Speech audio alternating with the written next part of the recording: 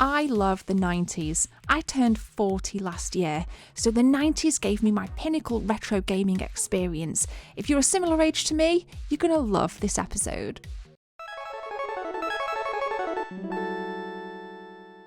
In fact, most people will understand the nostalgia vibes in this video because gaming in the 90s was unlike anything else. We saw the rise of the 16-bit revolution, 32 and 64-bit, as well as things like the explosion of a mobile phone boom. Technology was really at its peak in the 90s, and I'm happy to say that I lived through it, and I was in the bulk of my teens, in fact all of my teens, in the 90s, and I miss it every day, and it's part of the reason that really fuels my fire to collect this huge retro game collection and sit here week after week making content about nostalgic video games.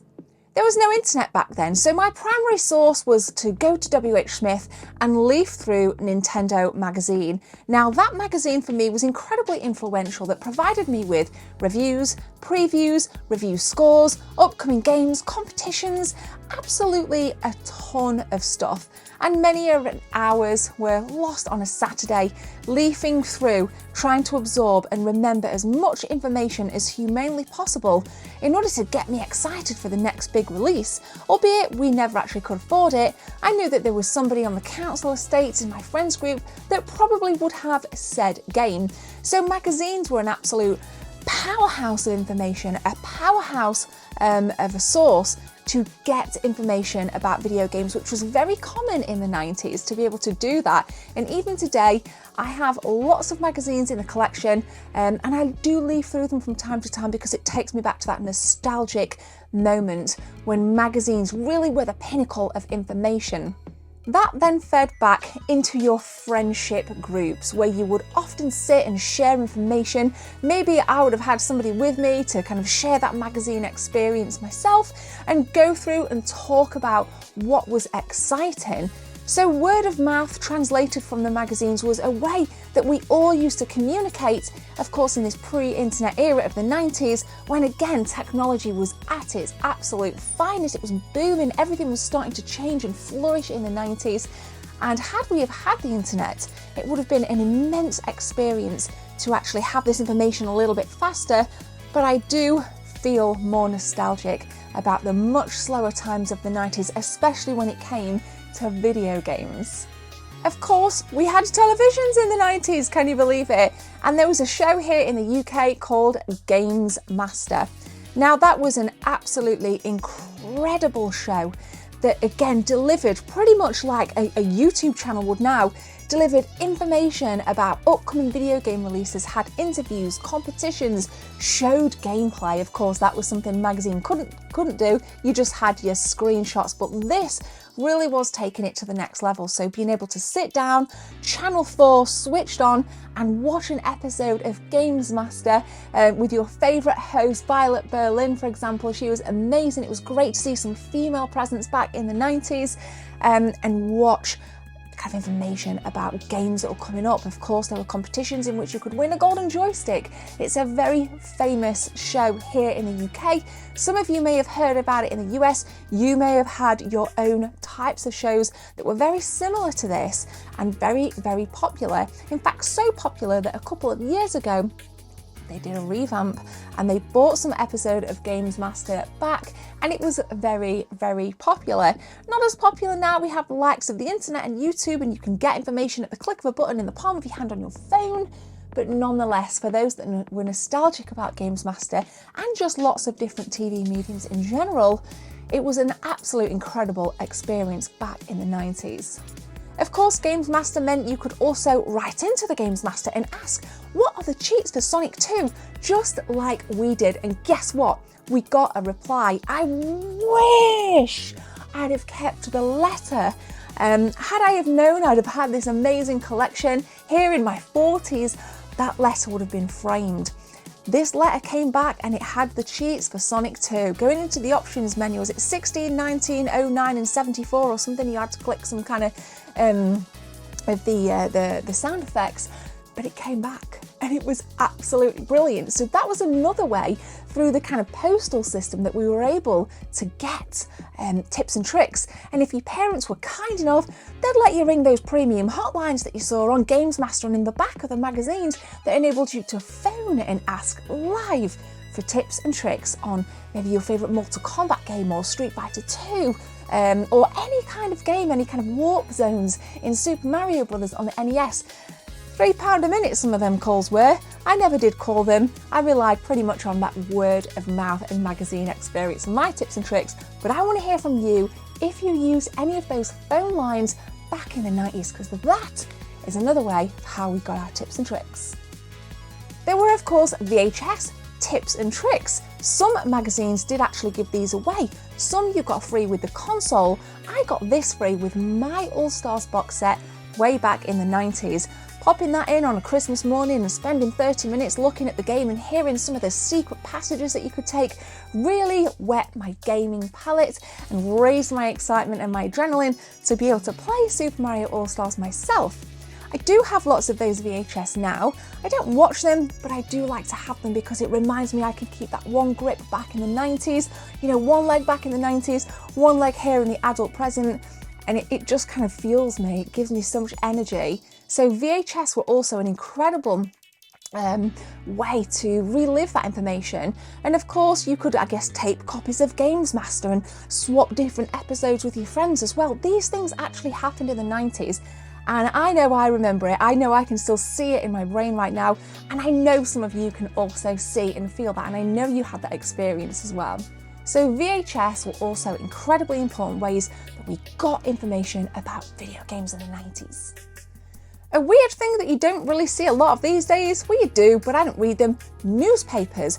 I had a local newspaper in my area called The Chad, and in the back of that newspaper were computer game sales, console sales, game sales, and every Thursday the Chad was delivered. And before I went to school, I'd run downstairs at my grandma's, I was about 15 at the time, grab the copy of the Chad before anyone else, run back upstairs, leaf my way through to the back, and I would be straight in those newspaper game sales. Sometimes I would ring them, I would ask for trades, that really never came off, but I did get my very first Nintendo 64 from the back of a newspaper, fortunately from a guy in my town that lived at the top of the street, and I paid 70 quid. I got the console and I got a copy of Super Mario 64, and I was so stoked with it. And that came from the back of a newspaper. Again, you don't see much of that out and about now. Another popular one was the Ad Mag. Again, that cost 2 quid for a copy of that. So sometimes if I couldn't afford it, I'd go into WH Smith, leaf to the back of the Ad Mag, try to memorise some numbers and write some things down on the back of my hand to be able to ring when I got back to my grandma's, sneak the phone, make these calls and say, hey, do you still have that copy of Sonic 2? Or something like that. Those are the sneaky ways that I would, again, try and get copies or try and get into different portions of the gaming market, because I didn't have access to money to like go to big cities to look at these big video game stores. Thankfully we had a Blockbuster Video in our town which did sell and rent some stuff as well, which we'll get to. But newspapers, mate. Newspaper video game sales were awesome. Gaming rentals. Going into Blockbuster, paying £2 for an overnight rental of Family Dog on the Super Nintendo was something that I would remember very fondly. I think about a 5 quid would get you a 7-night rental, which was even better, and we did that loads. A lot of my friends would rent, and then we would go around to their house and we would just sit and play. And I think that whole Blockbuster notion, the whole kind of renting video, Blu-ray, DVD, it was actually DVD back then, and obviously PS1 games as well, when they were very prominent in Blockbuster. That was a huge part of the 90s. Going in, smelling the games, feeling the manuals, having that physical exchange over the counter where you'd kind of get your game after that. Again, really important parts of the 90s, and ones that I miss incredibly. Another big thing in the 90s was the Handheld Revolution The Game Boy, of course, was the leader on that. I won't say much about it, but Tetris was pretty popular in the house, where you would pass the Game Boy around and try to beat different high scores.